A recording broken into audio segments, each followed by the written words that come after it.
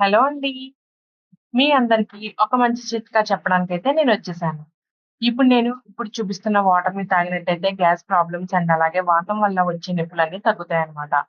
So, వీటి కోసం మీరు చేయాల్సిందల్లా ఇలా రాగి చెంబుని తీసుకొని, అందులో వాటర్ వేసుకొని, కొద్దిగా జీలకర్ర, కొత్తిమీర అండ్ అలాగే పుదీనా వేసి నైట్ అంతా నానబెట్టేసేయాలన్నమాట. నేనిక్కడ ముగ్గురికి సరిపడా నానబెడుతున్నాను. మీరు ఒకళ్ళకైతే ఒక గ్లాస్‌లో కూడా నానబెట్టుకోవచ్చు.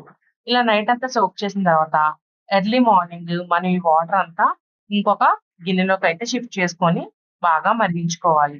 బాగా మరిగించుకొని ఆ వాటర్ మనం ఎంత వేడైతే తాగగలుగుతామో అంత వేడి వరకు మనం చల్లారబెట్టుకొని తర్వాత వడపోసుకొని మనం తాగినట్టయితే మనకి గ్యాస్ ప్రాబ్లమ్స్ తగ్గి వాతం వల్ల వచ్చే నొప్పులన్నిటిని కూడా తగ్గిస్తుందన్నమాట.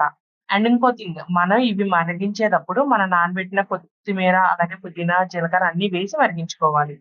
సో, ఇవి కూడా తాగి